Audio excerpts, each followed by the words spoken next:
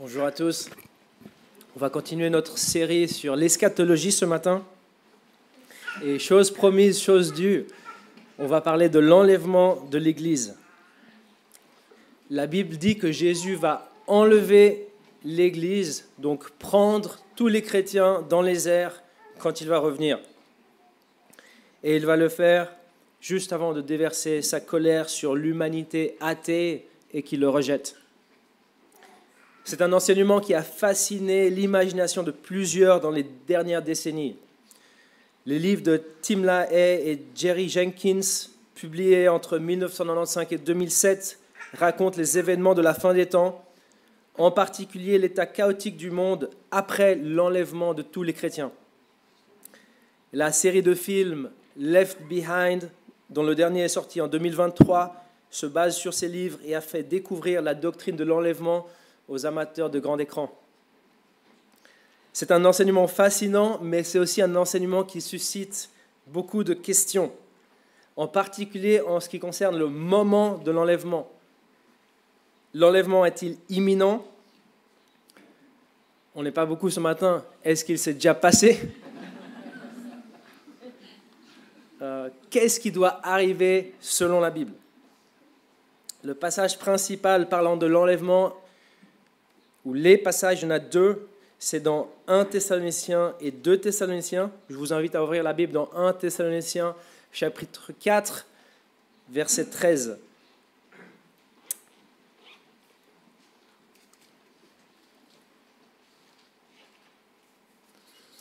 Le titre du message, c'est « L'enlèvement de l'Église, le jour de l'Éternel et l'apparition de l'Antichrist ».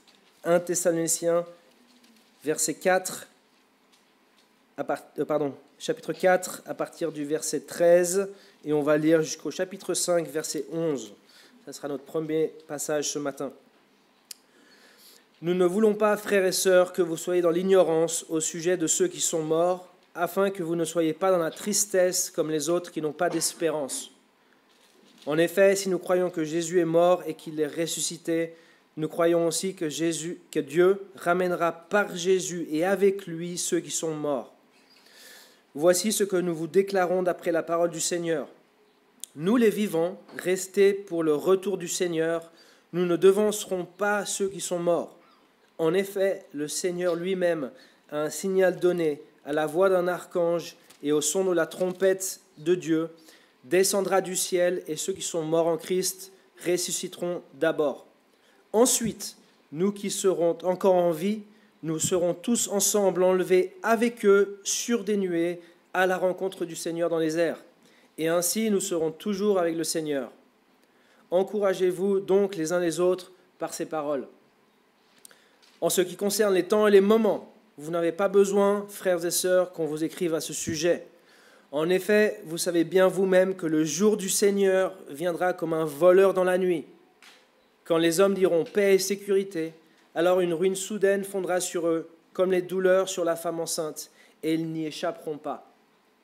Mais vous, frères et sœurs, vous n'êtes pas dans les ténèbres pour que ce jour vous surprenne comme un voleur. Vous êtes tous des enfants de la lumière et des enfants du jour. Nous ne sommes pas de la nuit ni des ténèbres. Ne dormons donc pas comme les autres, mais veillons et soyons sobres.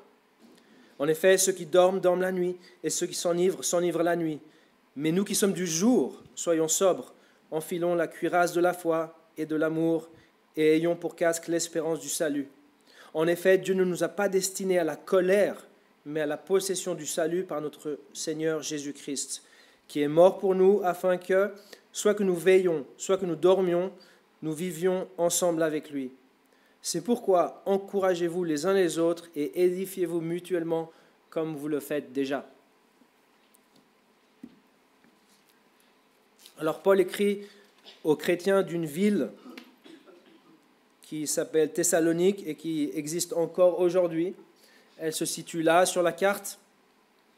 Et une des raisons pour lesquelles il leur écrit, c'est parce que ces chrétiens de Thessalonique se comportaient comme des non-croyants face à la mort de leurs défunts. Le problème n'était pas qu'ils étaient tristes ou qu'ils pleuraient, ça c'est humain. Le problème, c'est qu'ils n'avaient pas l'espoir de revoir un jour leur bien-aimé. Ça, c'était pas normal. Ça, c'est pas normal pour un chrétien. Si les Thessaloniciens croyaient en une résurrection, ils auraient aussi dû croire à une réunion avec leurs défunts. L'espérance de la résurrection, c'est aussi l'espérance de la réunion avec nos défunts qui croyaient en Jésus. Alors le premier problème, c'était leur manque d'espérance, mais ce n'était certainement pas le seul problème. Très probablement, les croyants de Thessalonique pensaient qu'ils allaient manquer quelque chose en mourant avant le retour de Jésus. Ça, c'est une déduction qui nous vient du verset 15, où Paul déclare que les vivants n'auront aucune sorte de prééminence. Je relis le verset 15, regardez. « Voici ce que nous vous déclarons d'après la parole du Seigneur. Nous, les vivants, restés pour le retour du Seigneur, nous ne devancerons pas ceux qui sont morts. » Il y a une emphase dans le texte original que la Darby a préservée. Elle lit ainsi, « Nous les vivants qui demeurerons jusqu'à la venue du Seigneur, nous ne devancerons aucunement ceux qui se seront endormis. » Ceux qui se sont endormis dans la mort. Donc ceux qui sont déjà morts ou qui vont mourir avant le retour de Jésus ne seront pas défavorisés. C'est ce que dit Paul. En fait, c'est eux qui subiront quelque chose de glorieux avant les autres, avant nous qui serons encore ici, si Jésus revient de notre vivant. C'est eux qui subiront quelque chose de glorieux avant nous. Versets 16 et 17, on les relit ensemble. En effet, le Seigneur lui-même a un signal donné à la voix d'un archange et au son de la trompette de Dieu descendra du ciel et ceux qui sont morts en Christ ressusciteront d'abord. Vous voyez la séquence, verset 17. Ensuite, nous qui serons encore en vie, nous serons tous ensemble enlevés avec eux sur des nuées à la rencontre du Seigneur dans les airs. Le verset 17, c'est le verset dans l'enlèvement. En grec, c'est le verbe harpazo. On sera enlevé avec eux dans les airs à la réunion et on va se retrouver avec Jésus. Il y a une séquence. D'abord la résurrection des croyants qui sont déjà morts, ensuite l'enlèvement. En d'autres termes, ceux qui sont déjà morts ne vont pas rater l'ascenseur. On sera tous enlevés dans les airs ensemble. La promesse de l'enlèvement, c'est aussi la promesse de la réunion avec nos parents, nos grands-parents, peut-être nos enfants qui sont déjà morts. On va se revoir, c'est ce que Paul dit là, et c'est ça qui devrait aider ces Thessaloniciens à avoir cet espoir.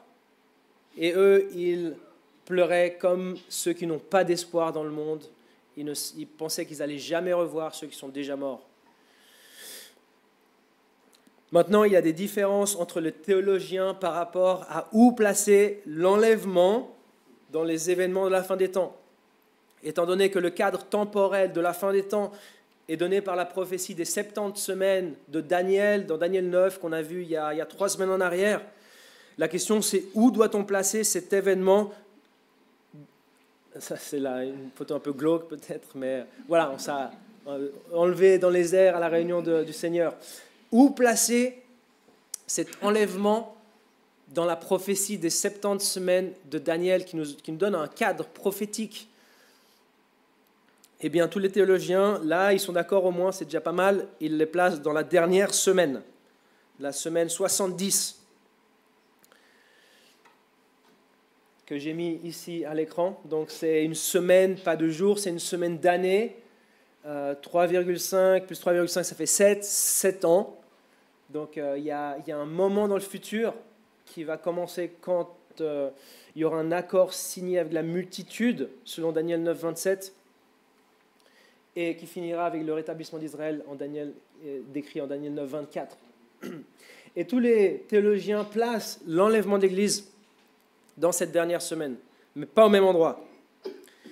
La différence, c'est où ils placent l'enlèvement et si on est enlevé dans les airs pour être tenu à l'écart pendant une période et après revenir sur terre, ou bien si on est pris dans les airs pour revenir immédiatement. C'est la différence entre les théologiens. Les pré-tribulationnistes pensent que l'enlèvement se déroulera au début des 7 ans et qu'on ne reviendra pas tout de suite sur terre. En fait, on va être tenu à l'écart au ciel pendant 7 ans et on reviendra à la fin des 7 ans. Qui sont les pré-tribulationnistes? Eh ben, dans le mot pré-tribulationniste, il y a le mot pré et tribulation. Pré, ça veut dire avant, c'est comme dans le mot précédent. Et tribulation, ça veut dire détresse ou affliction. Donc les pré-tribulationnistes le placent au début des 7 ans. Et ils pensent que ça marque le début des 7 ans aussi. Il y a la position mid-tribulationniste. Mid, c'est la moitié, le milieu, qui dit que l'enlèvement se déroulera à la moitié des 7 ans. C'est vrai que bibliquement, il y a un événement central à la moitié de ces 7 ans. On en a parlé il y a 3 semaines. Et il y a la position post-tribulationniste, où l'enlèvement se déroule à la fin des 7 ans. Mais c'est un enlèvement juste pour retrouver Jésus dans les airs, et on revient immédiatement. Selon eux, on est enlevé dans les airs, mais on revient immédiatement avec Jésus. Donc il y a une petite différence là. Par contre, dans les autres positions, on est enlevé dans les airs, on est tenu à l'écart pendant des jugements qui arrivent sur la terre. Il existe c'est une période de tribulation. Ils disent pré-tribulationniste, ça veut dire avant la tribulation qui dure 7 ans, milieu de la tribulation qui dure 7 ans, post-tribulationniste, après la tribulation qui dure 7 ans. Pour toutes les autres positions, la tribulation dure 7 ans. Nulle part dans la Bible, il est dit que la tribulation dure 7 ans. La position précolère dit on va être enlevé avant la colère de Dieu, mais après la tribulation. Il y a une différence ici. Et on ne sait pas exactement le moment, car le jour et l'heure, personne ne le sait. Alors que dit le texte? Que dit le texte? Eh bien, il ne nous dit pas si l'enlèvement aura lieu au début, au milieu ou à la fin, ou quelque part dans la deuxième partie des 7 ans. Mais le texte nous donne un détail clé qu'il ne faut pas manquer. Il dit que l'enlèvement aura lieu en relation au jour du Seigneur. Regardez avec moi au chapitre 5, versets 1 et 2.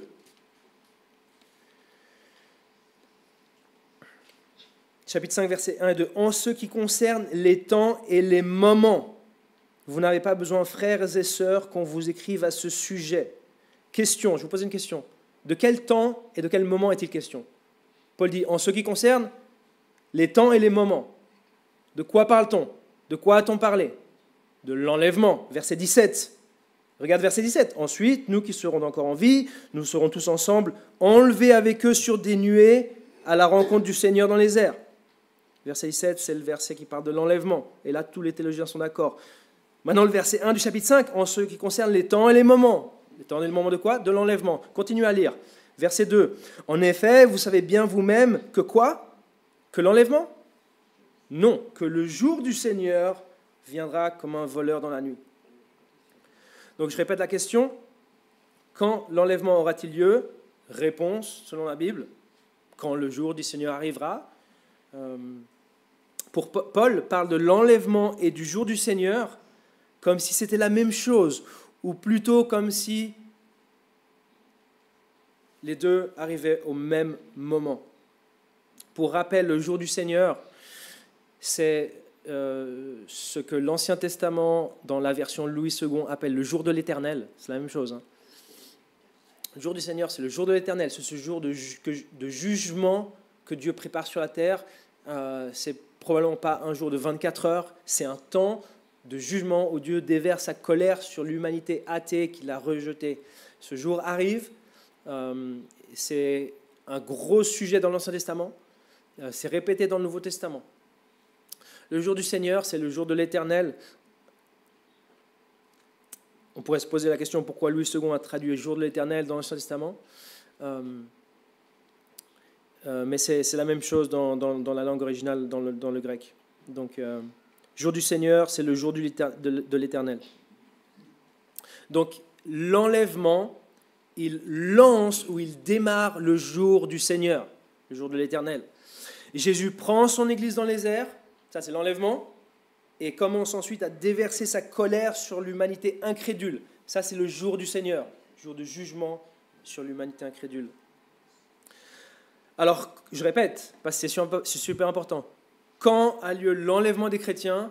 Réponse, l'enlèvement a lieu lorsque le jour du Seigneur arrive. Et comme personne ne connaît le jour et l'heure du jour du Seigneur, personne ne connaît le jour et l'heure de l'enlèvement de l'Église. Mais attention, le fait qu'on ne connaisse pas le jour et l'heure, ça ne veut pas dire qu'on ne connaît pas les temps et les saisons. Ça, c'est différent. Jésus nous a donné des signes avant-coureurs. Il a dit, quand vous verrez ces choses s'accomplir, vous savez que le jour du Seigneur est proche. Et Paul donne aussi des indices par rapport à ce temps et à ces saisons, à comment savoir si le jour du Seigneur est proche. Et on va les voir dans quelques minutes, ces signes. Maintenant, le texte nous donne un autre indice par rapport au timing de l'enlèvement et de l'arrivée du jour du Seigneur.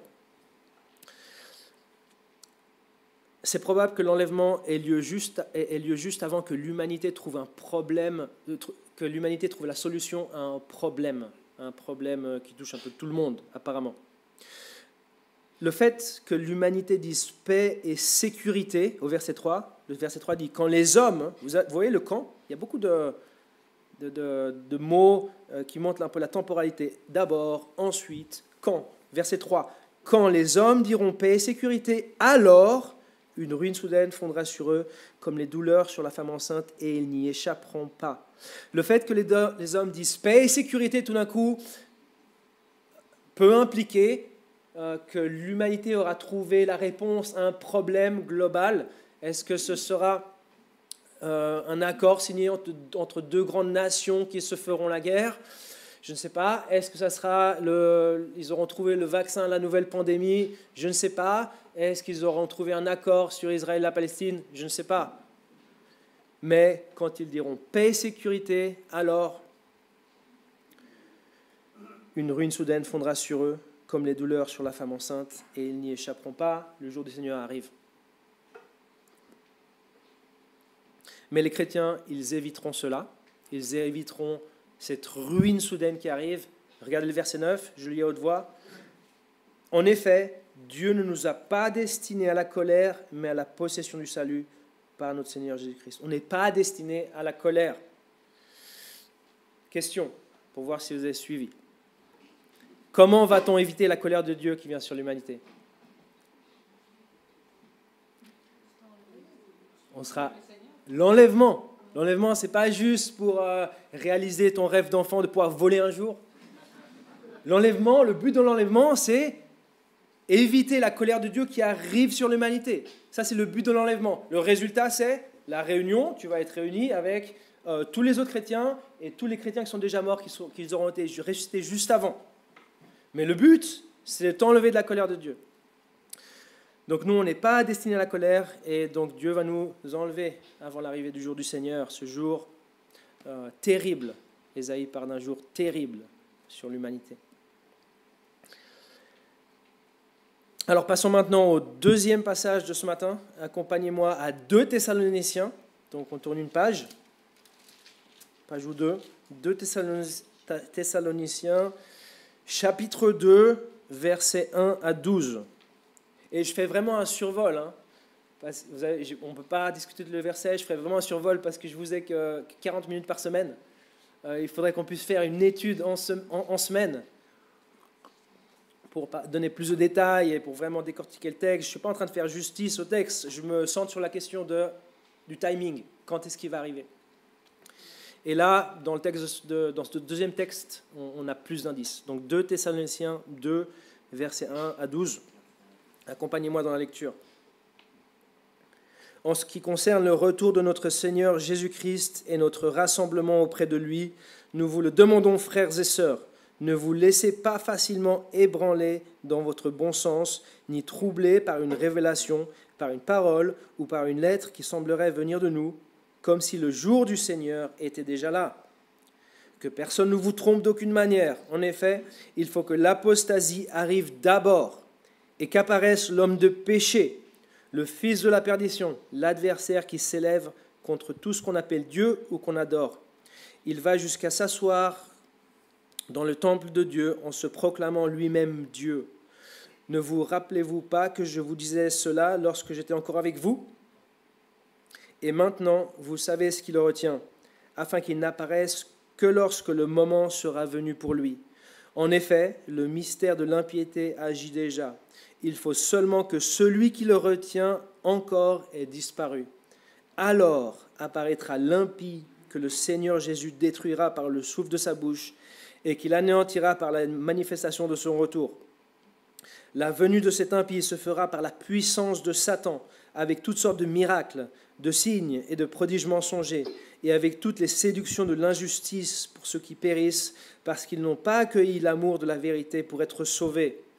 C'est pourquoi Dieu leur envoie une puissance d'égarement, pour qu'ils croient au mensonge, afin que tous ceux qui n'ont pas cru à la vérité, mais ont pris plaisir à l'injustice, soient condamnés.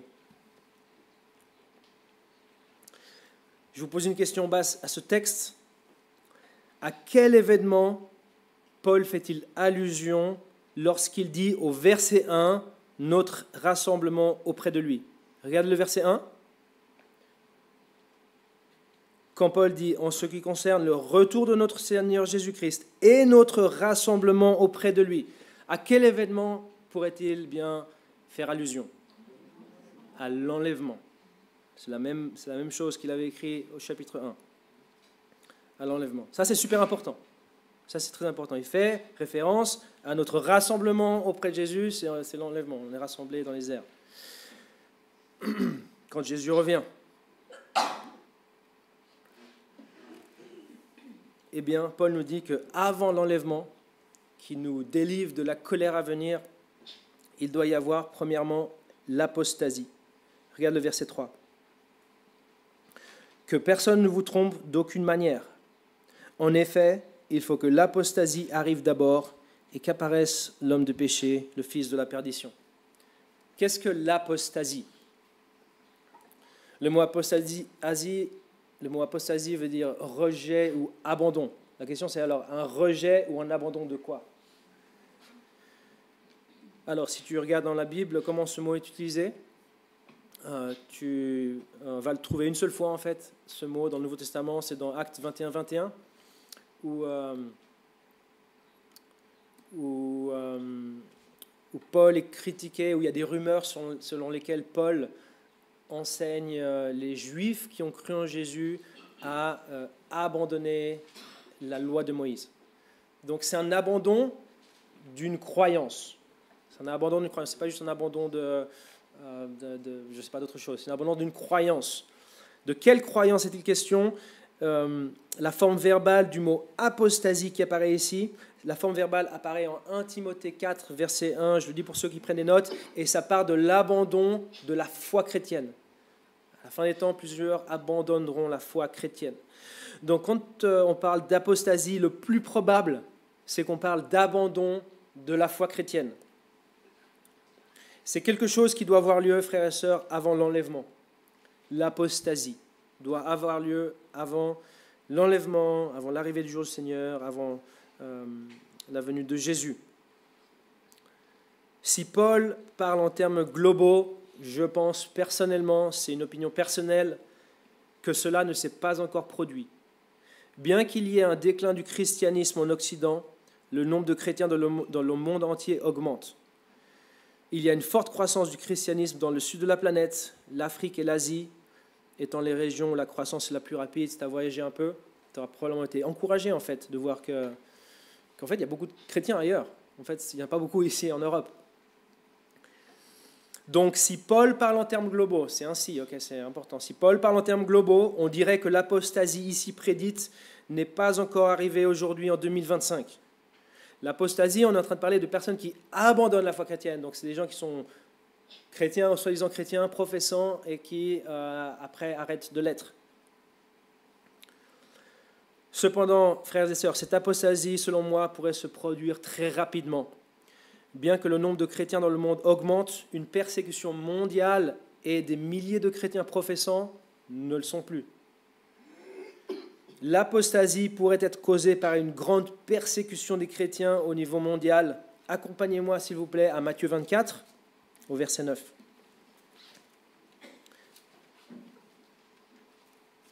Matthieu 24, verset 9.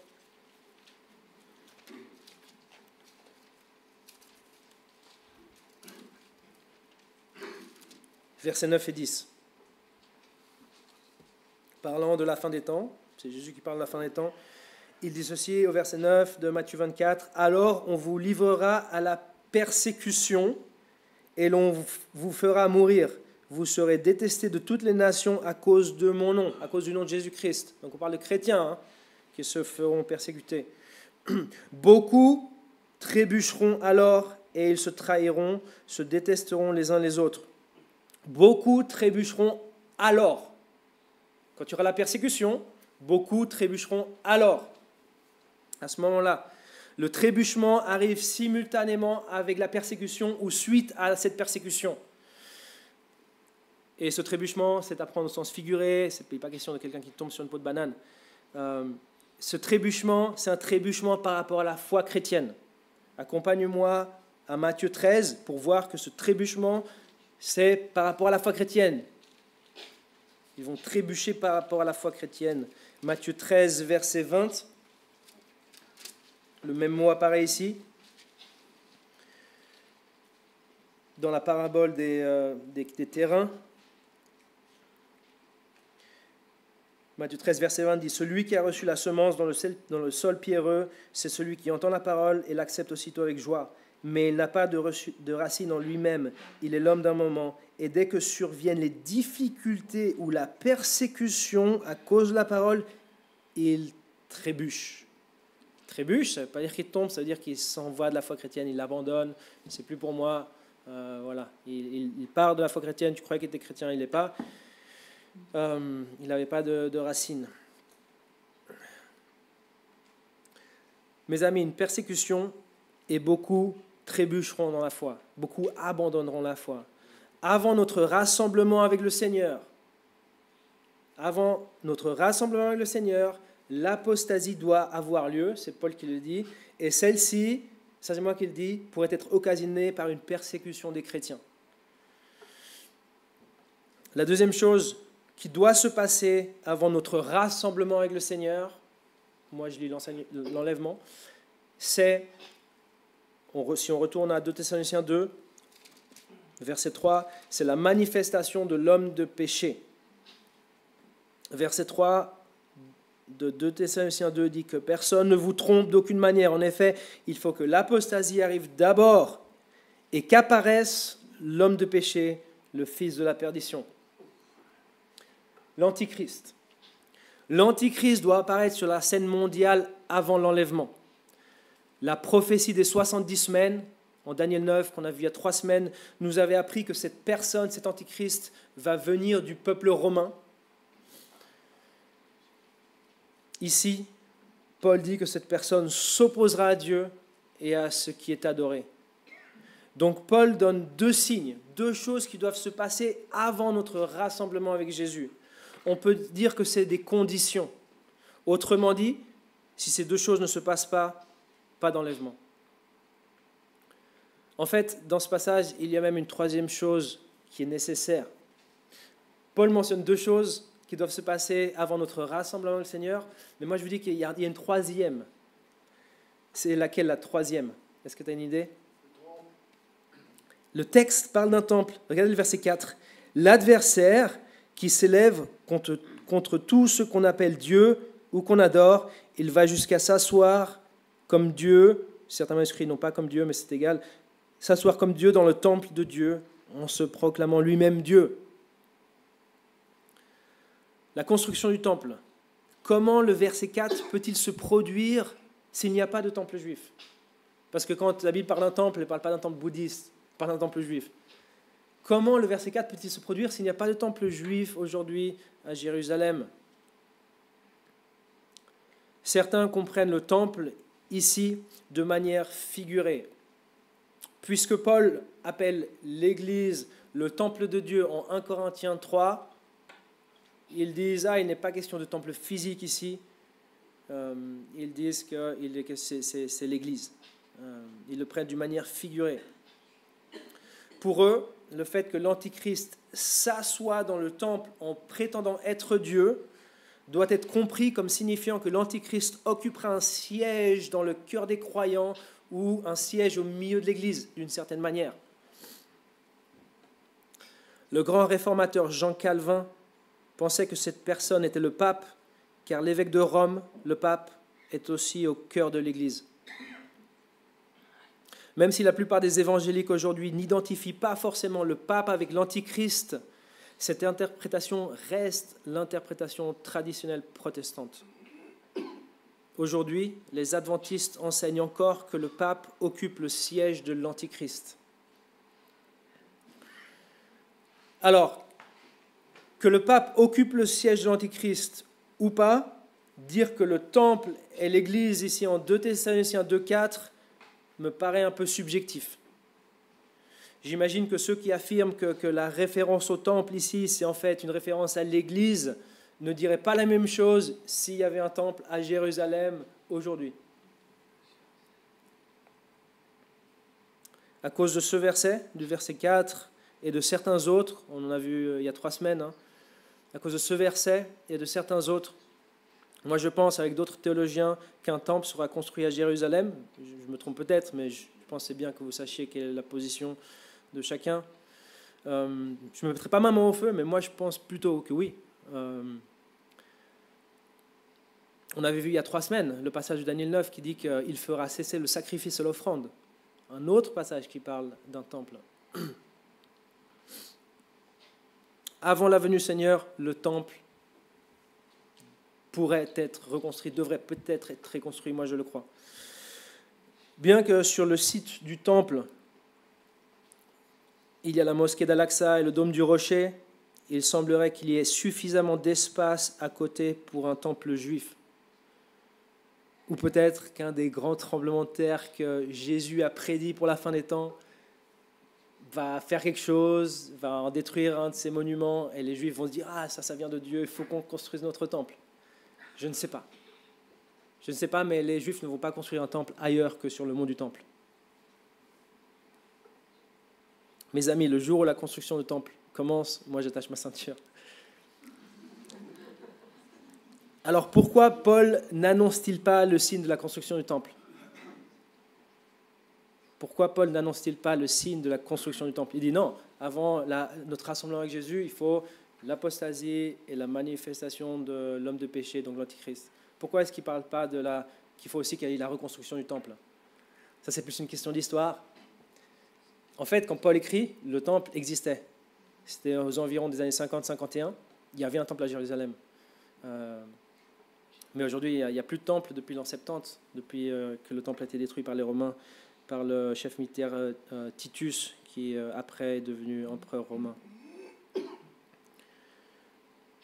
Maintenant, le texte dit que quelque chose ou quelqu'un retient cet impie.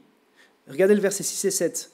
« Et maintenant, vous savez ce qui le retient. » Parlant de cet homme impie, cet antichrist. « Vous savez ce qui le retient, afin qu'il n'apparaisse que lorsque le moment sera venu pour lui. En effet, le mystère de l'impiété agit déjà. Il faut seulement que celui qui le retient encore ait disparu. » C'est intriguant tout ça, non ? De quoi parle-t-on ? Ou de qui parle-t-on ? Plusieurs propositions. Une interprétation très ancienne voyait l'Empire romain comme étant ce qui retient l'Antichrist. La raison provient du verset 3 et du verset 8 qui appelle l'Antichrist l'homme d'impiété ou l'impie.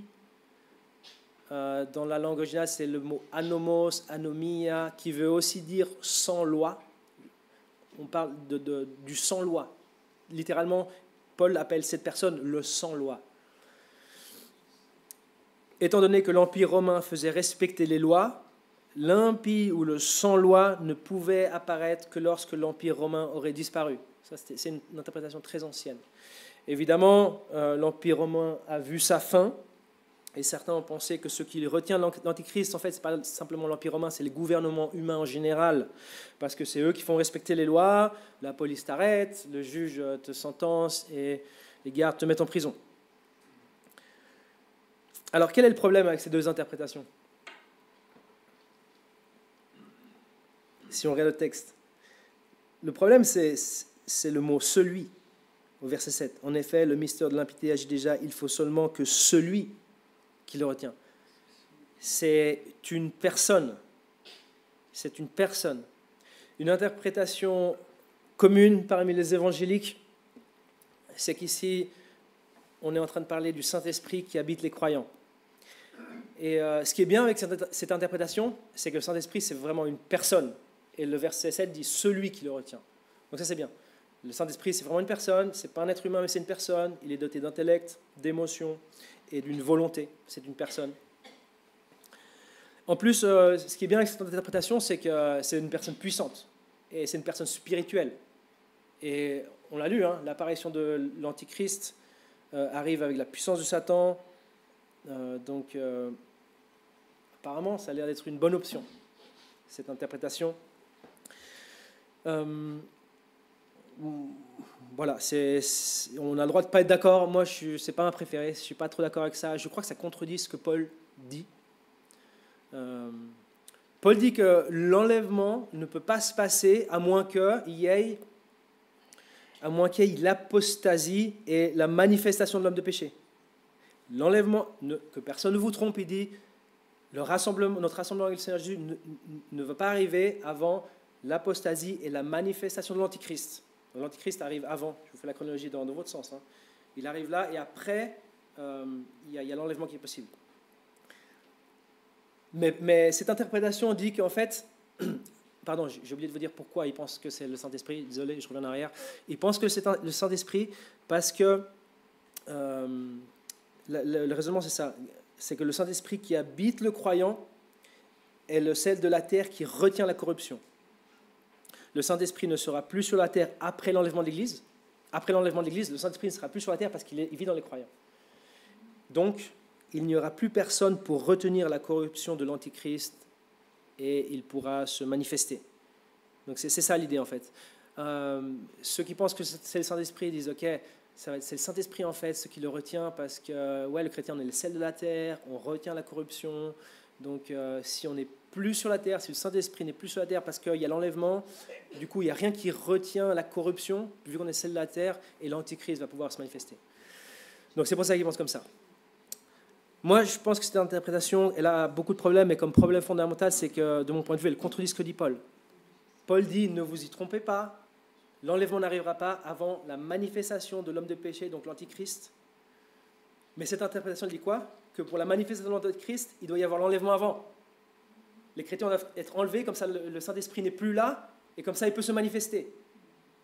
Donc il dit, place l'enlèvement, en fait, avant la manifestation de l'Antéchrist. Paul dit non, l'enlèvement c'est après la manifestation de l'Antéchrist. Ne vous y trompez pas, que personne ne vous trompe. Il faut d'abord l'apostasie et la manifestation de l'homme de péché.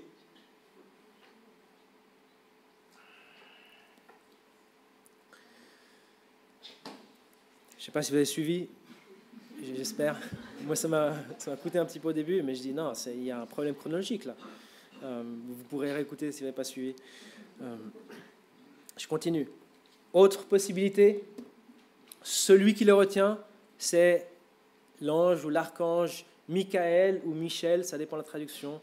Je crois que Louis II a Michael, mais la seconde 21 a Michel, l'archange Michel. Un archange, c'est un ange très puissant. D'où vient cette interprétation? Pourquoi certains pensent que c'est l'archange Michael qui retient cette arrivée de l'Antéchrist sur la scène internationale? Eh bien, dans le livre de Daniel, on apprend que Michel ou Michael protège Israël des forces angéliques de Satan. Ceux qui prennent des notes, c'est Daniel 10, 13 et Daniel 10, 21. Donc, si Michael s'en va ou disparaît, l'Antéchrist peut laisser libre cours à ses désirs maléfiques. Lisons maintenant un passage qui fait peut-être partie de la réponse. Allez avec moi à Daniel 12.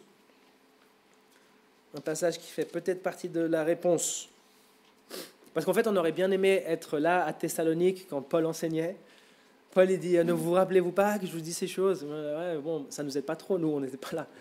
Et donc peut-être Daniel 12, 1 fait partie de la réponse. Regardez ce que dit Daniel 12, 1. À cette époque-là, parlant d'une époque future, ok? C'est la prophétie. À cette époque-là, se dressera Michel, le grand chef, celui qui veille sur les enfants de ton peuple. Regarde la suite. Ce sera une période de détresse, affliction, tribulation, on pourrait traduire comme ça, telle qu'il n'y en aura pas eu de pareil depuis qu'une nation existe jusqu'à cette époque-là. À ce moment-là, ceux de ton peuple qu'on trouvera inscrits dans le livre seront sauvés.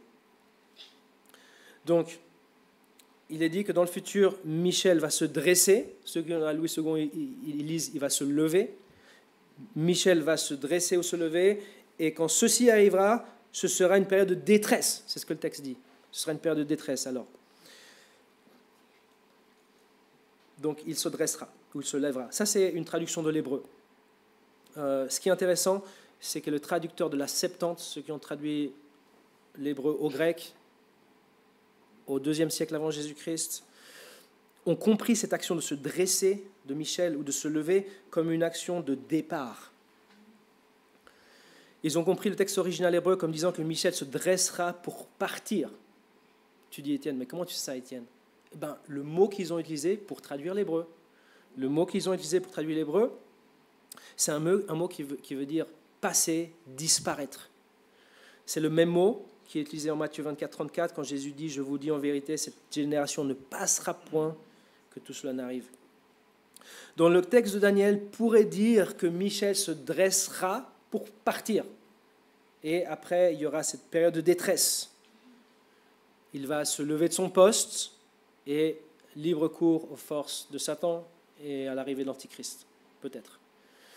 Moi, si je devais choisir entre une de celles-là, c'est ma préférée, c'est la dernière. Mais je suis d'accord de ne pas être d'accord. Il y a quelque chose qui le retient, et c'est une personne, celui qui le retient. Il faut que celui qui le retient ne soit plus là. Donc, quelques exhortations pour finir, qui nous proviennent de cette doctrine de l'enlèvement, cet enseignement sur l'enlèvement. Premièrement, ne sois pas pris par surprise. Ne sois pas pris par surprise. Après avoir dit que le jour de l'Éternel viendra comme un voleur dans la nuit pour ceux qui rejettent Jésus, Paul dit ceci dans le premier passage d'aujourd'hui.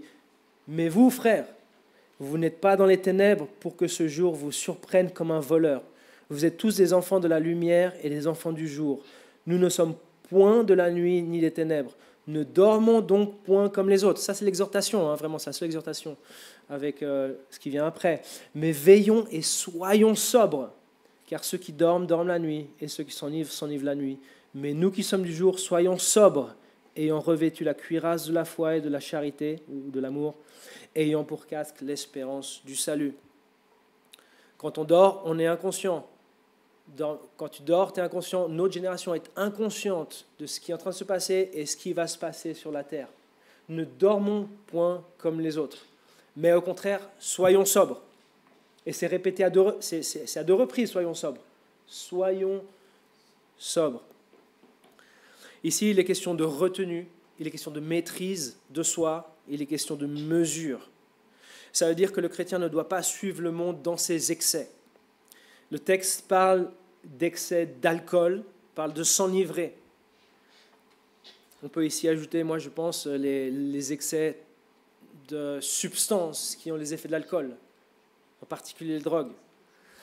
Je lisais dans les journaux récemment, apparemment les drogues font invasion en Europe ces dernières années.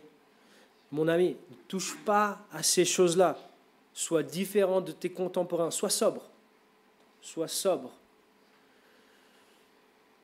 Comment atteindre cette sobriété ?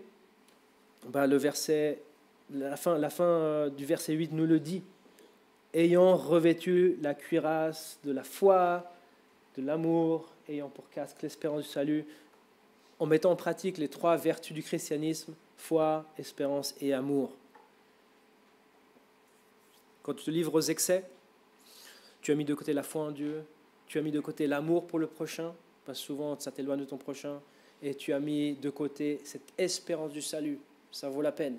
Ça vaut la peine, il y a un salut, il y a quelque chose à venir. Revêtons ces choses-là, frères et sœurs. Ne sois pas trompé. Ne sois pas trompé, c'est la deuxième exhortation. Le retour de Jésus, notre rassemblement auprès de lui, moi je comprends ça comme l'enlèvement. Le retour de Jésus, notre rassemblement avec lui, ne peut avoir lieu si l'apostasie et l'apparition de l'Antichrist n'apparaissent d'abord, c'est la Bible qui le dit. Ces deux choses ne se sont pas encore passées, en tout cas l'apparition de l'Antichrist, peut-être l'apostasie, peut-être elle est déjà arrivée, je ne pense pas, mais on ne sait pas. Là, l'Antichrist n'est pas encore arrivé sur la scène internationale, ce qui est décrit n'est pas encore arrivé. Ces choses ne sont pas encore arrivées, donc le moment d'arrêter de travailler n'est pas encore arrivé. Et ouais, si tu sais que Jésus revient bientôt, ça vaut peut-être la peine de démissionner. Hein. Pourquoi se casser la tête au travail? Je sais que Jésus revient bientôt, tu as assez d'économies, ça vaut peut-être la peine. On ne l'a pas lu, mais dans 2 Thessaloniciens, au chapitre 3, Paul reproche aux Thessaloniciens de ne pas travailler. Ils ne travaillaient pas. Certains théologiens font le lien entre le fait que ces Thessaloniciens ne travaillaient pas et le fait qu'ils croyaient que le jour du Seigneur était déjà arrivé. Et ils disent, ouais, ils ont arrêté de travailler parce qu'ils croyaient que le jour du Seigneur était là, ils ne savaient rien travailler, et Jésus revient bientôt. Ne sois pas trompé. Ce n'est pas le moment d'arrêter de travailler pour aller creuser un bunker. Ce n'est pas le moment d'arrêter de travailler pour aller vivre dans la forêt. Ce n'est pas encore le moment. Sois encouragé. C'est la 3e exhortation. Sois encouragé. Paul voulait que les Thessaloniciens soient encouragés par ce qu'il leur écrivait sur l'enlèvement. La promesse de l'enlèvement est aussi la promesse de la réunion. On va être réunis avec nos défunts, tous ceux qui ont mis leur foi en Jésus-Christ pour le pardon de leurs péchés. Et moi, je pense aussi ceux qui sont nés en bas âge avant d'avoir la possibilité de croire en Jésus à cause d'un passage de l'Ancien Testament. On va être réunis avec les défunts qui ont cru en Jésus. Comme on l'a vu, l'enlèvement de l'Église n'est pas seulement pour les survivants. Non, ce n'est pas seulement pour les survivants. L'enlèvement, c'est, qu'est-ce qui vient d'abord? La résurrection de tous les croyants. Et après, on est réunis avec eux dans les airs avec Jésus. C'est la grande réunion. Donc voilà, c'est pour l'enseignement sur l'enlèvement. Il y a beaucoup plus d'autres choses à dire. On n'a pas plus de temps que ça pour aujourd'hui. La semaine prochaine, on aura le 4e et dernier message de cette petite série sur l'eschatologie. On parlera de l'église de Laodicée et de la possibilité qu'elle représente l'église de la fin des temps. Ça va être très intéressant et édifiant. Ne ratez pas ça. On va prier et on va s'arrêter ici pour ce matin.